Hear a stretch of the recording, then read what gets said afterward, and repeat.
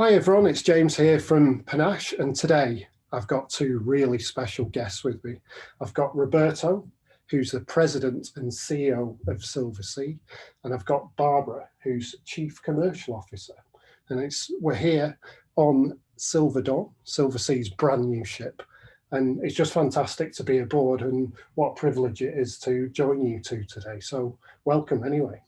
Thank you very much, James, and thank you for having us with you and giving us the opportunity to speak a little bit about our Silver Dawn just coming out and Silversea in general. Thank you. Thank you. Thank you, Roberto. So shall we just start by just having a little bit of a chat about Silversea, where you've come from, and more importantly, where you are now, and of course, where you're going to in the future? Absolutely. As you know, Silversea was founded back in 1994 and is one of the first ultra luxury companies that came out, and it was a very revolutionary idea because back then, they were the first ship that were almost all balconies, like the vast majority of balcony, with a great suite, a lot of space, butler service, and great onboard service in general. It was a private company. The company belonged to an Italian family, and it was founded. And maybe Barbara was with Silversea before I was. Maybe Barbara, you can say a bit more about the origin of Silversea. Yeah, Silversea was the first truly all-inclusive product, and with the Silver Cloud, we revolutionized the market by having a ship that had almost all balconies. Yes. We're the only one still today to have butler service in every single category. Yeah. And so in the spirit of the brand, there has always been this incredible exploration of new places, but also continuous evolution of the definition of luxury. Yeah. And the Silver Dawn is really coming at the apex of these 25 years of evolution. Yeah, and there's some obvious things that have gone on this ship and some of your very recent ships, Salt, for example. Barbara, tell us a little bit more about Salt. So Sea and Land Taste, it's has been a resounding success. We like to say that it is today, and it is for sure, the most immersive culinary experience you can have at sea. Salt is much more than just a culinary program. We call it an ecosystem. It has the third largest restaurant on the ship fully dedicated to it, with menus that change every day, actually showing you the best of the food of the port you're in. And then there's the jewel of the Salt Bar, where you can have these incredible drinks, again, with the liqueurs of the area. You have the Salt Lab, which is a test kitchen where you can get your hands dirty and really learn how to play with the ingredients, because it's all about the stories and the culture of food. If you think about it, food is the strongest expression of any culture. And so if you, through the lenses of food, you really understand the place like in no other way. We also have shore excursions, and we have talks in the theater. Yeah, and I've been fortunate enough to go on one of the shore excursions today, and it was absolutely fantastic. And also conjure up my own culinary delights in the salt kitchen. So it's been a really good all-round experience as well. So, and Barbara, just touch on the new spa that you've got as well on board. That's the first on board one of Silversea ships, I believe. So Otium is a discovery of the pandemic. We're always trying to think, how can we improve the services then further? And we came up with this new wellness and fitness concept, which is based around the idea of stop pretending you're going to lose weight on a cruise ship. So we actually opened the gate of the spa area to champagne, chocolate, and any kind of concoction you might want, because there's absolutely nothing wrong in having a glass while you're having your nails done. Absolutely. So that's the idea. The name is coming from the ancient Roman times, because Otium is the art of doing nothing, which we thought was a really, really good way of describing a spa. The other thing that we're doing on this ship, we are actually enhancing the suite experience. As you know, we are all suite, all balconies, all with butler. And so we thought, how can we make this even more interesting? So we developed a new balcony experience. When you're on the balcony, you can call your butler, and depending from the weather, he's going to arrive with a cashmere blanket and maybe a hot chocolate if it's cold, or with a wonderful drink if maybe it's cold, it's warmer.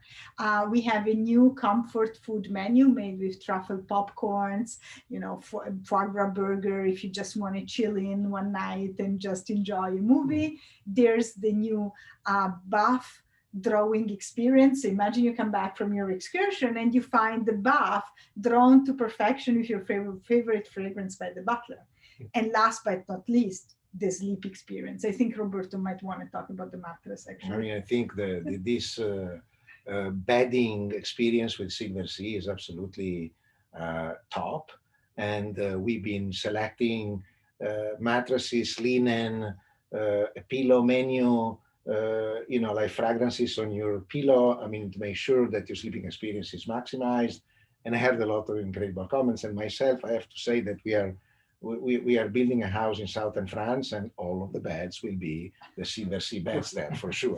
They are unbelievably comfy. The first thing I was met with was my butler saying, and what pillow would you like? Yeah. We've got a pillow menu. I've put the 2 softest pillows on your bed, and they have been absolutely fantastic. So no, that's great. And you guys have really reinvented the spa side of things and really brought that into the suites as well, as you say, Barbara. So let's just move on to something you touched on before, Roberto, which was ownership of the business. Yes. So you've moved from being privately owned to being owned by one of the biggest cruise corporations. Just tell me a little bit about what that's involved. Yeah, that was a very interesting journey. So when I joined Silversea in 2016, the company is entirely private and belonging to one individual who was a schoolmate of mine, Manfredi Lefebvre, whose father was the founder of this business, and Manfredi continued the running the business after his father founded it back in 1994. And of course, being an entirely private company in the world of today, I mean, this dimension was definitely, something to think about, because this is a very much capital intensive business. I mean, you need to have a lot of financial resources and everything. And so Manfredi decided he was going to think of having some partners to make sure that the company was more solid in terms of financial resources. So we went out to sell a minority stake. And then once Royal Caribbean showed interest in that and made the proposal to Manfredi decided that at those conditions, he didn't mind to be the minority stakeholder and leave the majorities, to Royal Caribbean. And this is what in August of 2018, generated the sale of 2/3 of the business to Royal Caribbean. Then we started working with them, and I have to say that it has been a great journey. And between during 18 and 19, we of course been working on many things. And the first thing that we did, Mr. Fain came to us and he said, "Okay, guys, give me a wish list of what you would like to do in terms of product delivery, because I want to make sure that people understand that we are not going to compromise the product of this brand. Actually, I want to improve it." So we did our list, and when we presented it to Richard said, "Okay, go for it," which was great. So he gave us the opportunity to fix a number of things that we had in mind, but they were requiring further investments, and without the support of such a big incredible company like Royal, was not easy to do. And besides that, of course, needless to say, we've been profiting of the support of a very large corporation. So, we were not anymore, to be working on financing and these sort of things. And we were having, the cooperation of a huge business with a lot of verticals. So we could profit of a lot of, skills that we didn't have available. So that was great. And then when 2020 comes and we have to face the pandemic, I mean, Richard was really inspiring us. Richard gave us one more time incredible financial support, because, during the pandemic, we were the first one to be hit by a lot of cancellation, because we always have a lot more, advanced booking than anybody else. And, their support has been absolutely extremely important. And the other thing that was as important, if not more important, is the fact that Richard allowed us to support the trade in the right way. We've been reprotecting commission to travel agents. We made the program to give loan to travel agents that were in need.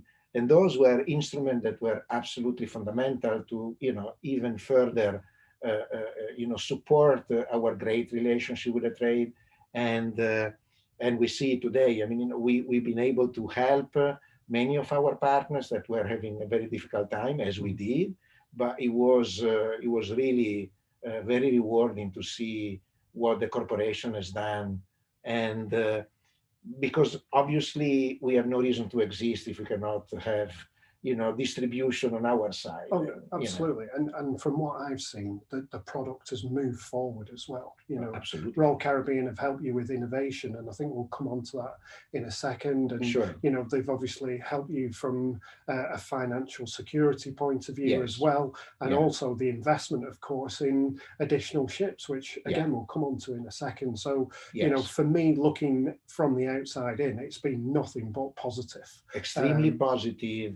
We've been improving the product on existing ship. We've been ordering more ships, and we've been having incredible financial support to support our trade partners, to make sure that we were treating our guests in a very fair way. So we didn't have any problem with the reimbursement of cruises that were not operational for those that wanted to get the money back, or giving future cruise credits. So all of that has been dealt with in a very positive way. So this has been helping us a great deal. It's fantastic to hear, Roberto. And just before we go on to future fleet planning, which is incredibly exciting, Barbara, just tell me a little bit about what's included now, because I know over the course of the last 12 months, Silversea have really increased the inclusiveness of the product. Just tell me a little bit. So today, Silversea is the most all-inclusive product in the market.